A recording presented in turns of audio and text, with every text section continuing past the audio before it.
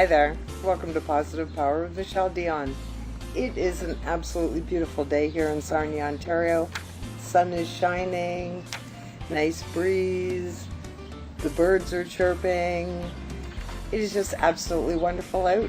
So I thought that I would share this time with you outside.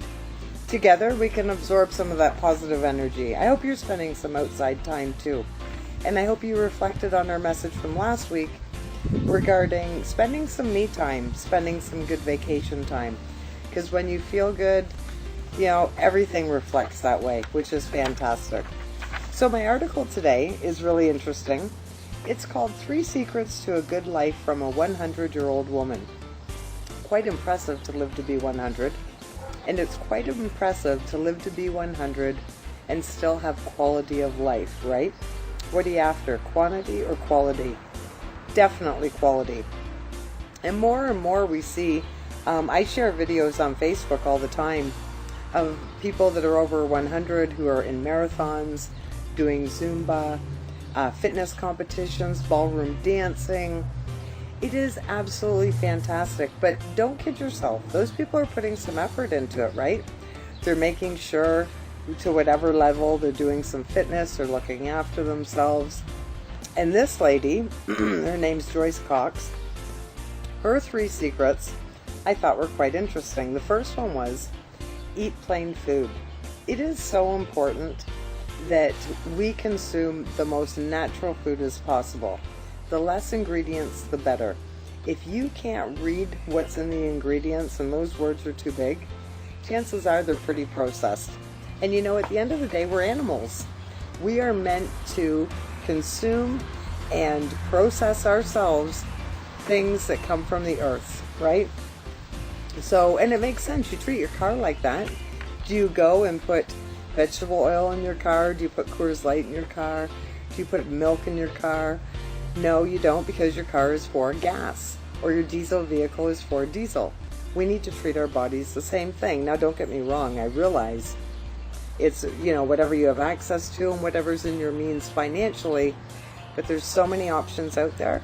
You're worth doing the legwork. You're worth doing the research to make those educated decisions. So I thought that was really interesting. Then her next point was to wake up with a smile every day. Attitude is so important, and stress is such a big killer. When you have a lot of stress in your life, it creates all sorts of disease, all sorts of issues, relationship issues. It's just a big trickle-down effect. So if you can put some effort into your attitude and how you feel, and if you can wake up with an attitude of gratitude. If you wake up and you're in a bed, do you know how many people wake up every day and they're not in a bed around the world? How many people wake up on dirt floors? People wake up on benches. People wake up in all sorts of scenarios that we are so blessed that we don't have to worry about. So, if when you wake up in the morning, you just open your eyes and take a second to reflect. To reflect on how lucky you are you're in a bed, you're not on the floor. How lucky you are that you have access to a coffee or whatever it is that you consume in the morning, even if it's a glass of water. It's a glass of water you can see through. Not everybody has that. So if you start your day with an attitude of gratitude, it just snowballs from there, which is absolutely wonderful. And so her third one is interesting. Don't go for fast women or slow racehorses. What a weird thing. I mean, her first 2 things were so common sense and cut and dried, and then she throws that at you. But what it actually means is never lose sight of your moral compass. We all know the right thing to do, and it's not because it's in a book. It's not because some man stands up in front of us once a week and tells us what to do, or whatever it is else that we follow, or who influences us, or whatever. We need to do the right thing because it's the right thing. Inside, we know. We are all connected. We know that when there's somebody that's going down the road beside you and they go and they trip and fall, you know that you should be putting out a hand to try to catch them, not putting out a hand to grab your camera, to take a video of them so that you can show this horrible thing that just happened. It's so important that we follow that and we have integrity, because it's all about doing the right thing when nobody's looking.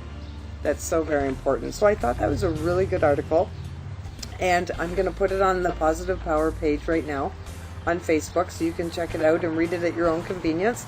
And there's lots of articles on there that you can read.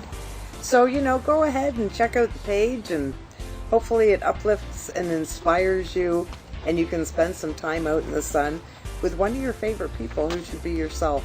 Take some time to focus on yourself, because you're so awesome. And really, how can you be good to other people if you don't look after yourself first? Have a great week. We'll see you next time. And don't forget, you're absolutely awesome.